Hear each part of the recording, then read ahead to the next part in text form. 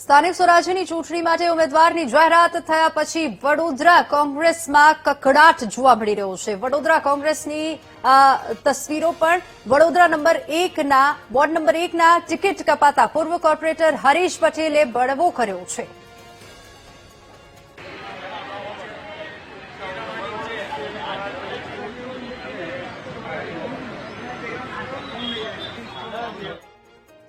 તો ટિકિટ ન મળતા હરીશ પટેલે અપક્ષે ઉમેદવારી નોંધાવી. ઉમેદવારી નોંધાવ્યા પછી હરીશ પટેલે કોંગ્રેસ પર પ્રહારો કર્યા છે અને સ્થાનિક સ્વરાજ્યની ચૂંટણી માટે ઉમેદવારની જાહેરાત થયા પછી વડોદરા કોંગ્રેસમાં કકડાટ જોવા મળી રહ્યો છે.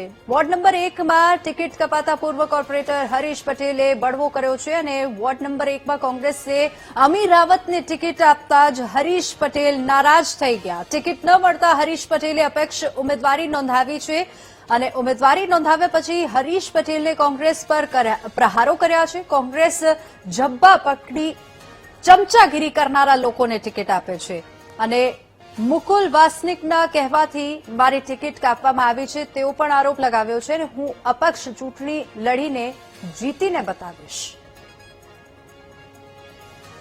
ઉમેદવારી નોંધાવ્યા પછી હરીશ પટેલે કોંગ્રેસ પર પ્રહાર કર્યા અને કીધું કે કોંગ્રેસમાં ચમચાગીરી કરનારને જ ટિકિટ આપવામાં આવે છે. મુકુલ વાસનિકના કહેવાથી તેઓની ટિકિટ કપાઈ હોય તેવો આરોપ પણ તેઓએ લગાવ્યો છે. ટિકિટ કપાતા હરીશ પટેલ નારાજ જોવા મળી રહ્યા છે અને કીધું છે કે વિપક્ષમાં ઉમેદવારી નોંધાવીશ અને જીતીને બતાવીશ. આવો દાવો પણ તેઓએ વ્યક્ત કર્યો છે. સ્થાનિક સ્વરાજ્યની ચૂંટણી માટે ઉમેદવારની જાહેરાત થતા જ વોર્ડ નંબર 1માં કોંગ્રેસમાં અહીંયા વિવાદ ઉભો થયો છે કારણ કે પૂર્વ કોર્પોરેટરની ટિકિટ કપાઈ ગઈ અને અમીર રાવતને ટિકિટ આપવામાં આવી છે, જે બાદ જે પૂર્વ કોર્પોરેટર હરીશ પટેલ છે તે નારાજ થઈ ગયા છે. ગુજરાત કોંગ્રેસ દ્વારા વડોદરા મહાનગરપાલિકાના ઉમેદવારોની મોડી રાત્રે યાદી જાહેર કરવામાં આવી અને એના કારણે 1 નંબરના વોર્ડની અંદર જે હરીશ પટેલ જે વર્તમાન કોર્પોરેટર હતા એમની ટિકિટ કાપવામાં આવી છે. હરીશભાઈએ નક્કી કર્યું છે કે અપક્ષ ઉમેદવારી કરવાની છે. આજે એમના સમર્થકો સાથે 12 વાગે ઉમેદવારી પત્ર ભરવાના છે. હરીશભાઈ, શું કહો છો? જે રીતે સિટિંગ કોર્પોરેટર અને તમારી જ બેઠક હતી પુરુષ કાપી અને અમીબેનને લડાવે છે, 3 ઉમેદવારો મહિલા લડી રહ્યા છે, શું કહો? કોંગ્રેસ પાર્ટીને એવું લાગતું હોય કે વોર્ડ નંબર 1માં પુરુષના જે ઉમેદવાર એનો દુખાર લાગતો હશે એટલે એમને કદાચ ડિસિઝન લીધું હશે, પણ અમે અપક્ષ ઉમેદવારી કરવાના જે ફાઇનલ છે. શું માનો છો શેના કારણે આ સ્થિતિ સર્જાઈ? કારણ કે હરીશભાઈ છાણી વિસ્તાર અથવા તેમની કામગીરી કરવાની પદ્ધતિ તેમ છતાંય ટિકિટ કપાઈ ગઈ. આમાં કેવું છે, પોલિટિકલ પાર્ટીમાં તમે આગળ જતા હોય, સારું કરતા હોય, ટાટિયા ખેંચવાળા બહુ હોય, એને ટાટિયા ખેંચવાના રોકવા માટે જબ્બા પકડવા પડે, ચમચાગીરી કરવી પડે.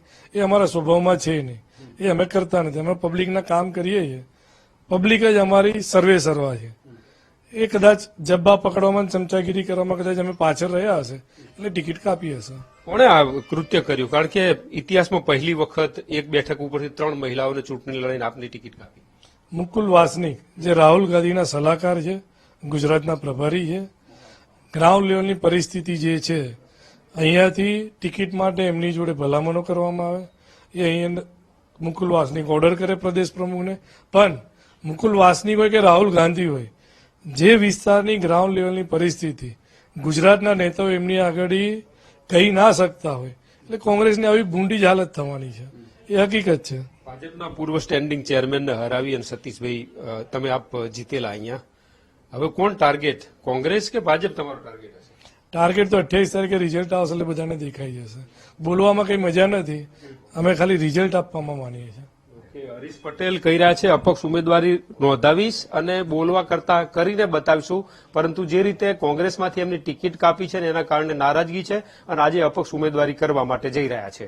કેમેરામેન કિશોર ક્ષીરસાગર સાથે માનુ ચાવડા, વીટીવી ન્યૂઝ, વડોદરા.